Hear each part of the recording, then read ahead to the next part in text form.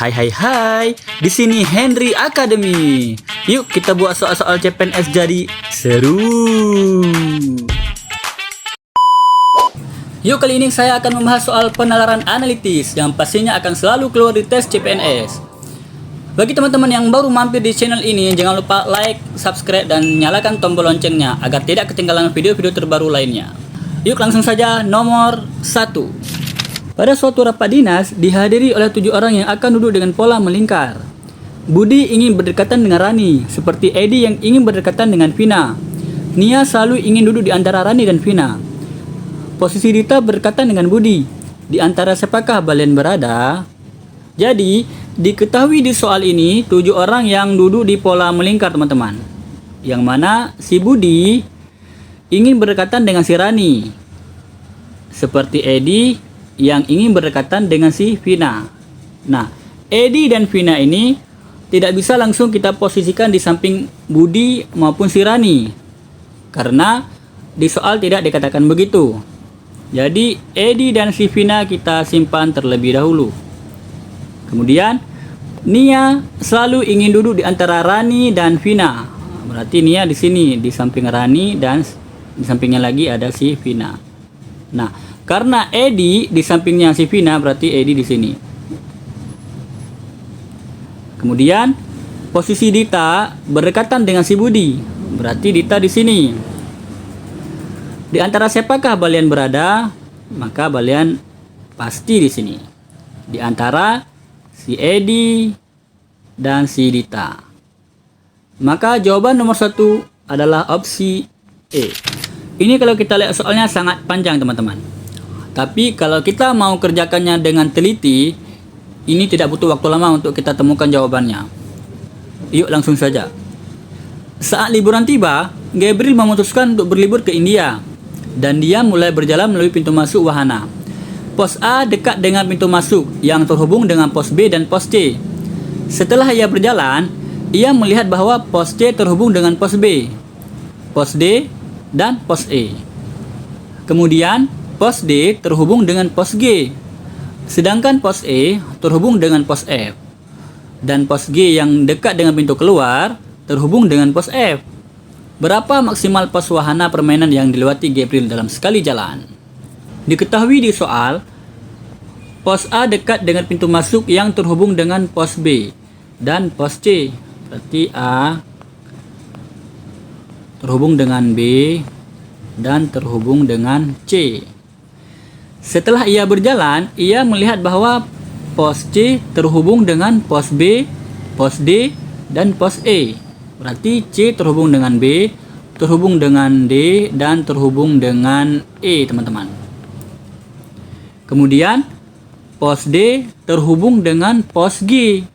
Berarti D terhubung dengan G di sini. Sedangkan pos E terhubung dengan pos F. Berarti pos E terhubung dengan F di sini. Dan pos G yang dekat dengan pintu keluar terhubung dengan pos F. Berarti G terhubung dengan yang F ini. Dan G ini dekat dengan pintu keluar. Yang ditanyakan, berapa maksimal pos wahana permainan yang dilewati Gabriel dalam sekali jalan? Jadi kalau kita lihat rute terjauhnya, berarti dari A ke B ke C ke E, F, dan G, teman-teman. Berarti ada 6 pos. Maka jawabannya adalah D. Kita masuk soal nomor 3. Wow, soalnya luar biasa panjang, teman-teman. Tapi tidak perlu khawatir, karena di Henry Academy kita selalu bisa menjawabnya dengan trik cepat. Biasanya di soal seperti ini kita bisa menjawabnya dengan mengeliminasi opsi-opsi yang salah, teman-teman. Langsung saja kita baca soalnya. Dalam sebuah acara rapat yang dihadiri oleh 7 orang, yaitu Pak Kevin dan 2 lainnya dari divisi pemasaran, serta Pak Michael dan 1 lainnya dari divisi produksi. Pak Alex dan Pak Thomas dari divisi yang sama dengan Pak Michael, yang memiliki selera berpakaian yang sama, yaitu berdasi dan berjas. Pak Kevin dan Pak Brian sama-sama dari divisi pemasaran dan sama juga dalam selera berpakaian, yaitu menggunakan batik. Pak Samuel dan Pak Michael dari divisi yang berbeda, suka berdasi dan berkemeja. Pak Erik memiliki selera berpakaian yang sama dengan Pak Kevin. Siapakah yang berasal dari divisi produksi tetapi menggunakan batik? Jadi di soal nomor 3 ini kita fokusnya di pertanyaannya teman-teman, yaitu divisi produksi dan menggunakan batik. Kemudian kita lihat di kalimat yang pertama, Pak Kevin dan 2 lainnya dari divisi pemasaran. Berarti Pak Kevin bukan dari divisi produksi, maka Pak Kevin kita coret. Kemudian kita lihat di kalimat yang kedua, Pak Alex dan Pak Thomas dari divisi yang sama dengan Pak Michael, yang memiliki selera berpakaian yang sama juga, yaitu berdasi dan berjas. Berarti Pak Alex dengan Pak Michael kita coret karena mereka bukan menggunakan batik. Nah, kemudian kita lanjut ke kalimat yang ketiga. Pak Kevin dan Pak Brian sama-sama dari divisi pemasaran dan sama juga dalam selera berpakaian, yaitu menggunakan batik. Oke. Langsung kita lihat ke kalimat keempat. Pak Samuel dan Pak Michael dari divisi yang berbeda, suka berdasi dan berkemeja. Nah, berarti Pak Samuel kita coret karena dia bukan menggunakan batik. Nah, jadi jawaban nomor 3 ini adalah B, teman-teman. Lanjut soal nomor 4. Dari beragam ekstrakurikuler, Jessica menyukai seni tari, tetapi tidak menyukai bela diri karate. Amanda dan Yaya hanya menyukai seni tari dan seni lukis. Sedangkan Olivia menyukai semua ekstrakurikuler kecuali seni lukis. Sofia hanya menyukai ekstrakurikuler bela diri karate. Yang ditanyakan, siswa yang menyukai bela diri karate. Di nomor 4 ini, kita bisa menggunakan trik eliminasi, teman-teman. Di sini kan yang ditanyakan, siswa yang menyukai bela diri karate. Maka kita lihat di kalimat pertamanya dulu, teman-teman. Jessica menyukai seni tari, tetapi tidak menyukai bela diri karate. Berarti Jessica bukan jawabannya. Lanjut. Amanda dan Yaya hanya menyukai seni tari dan seni lukis.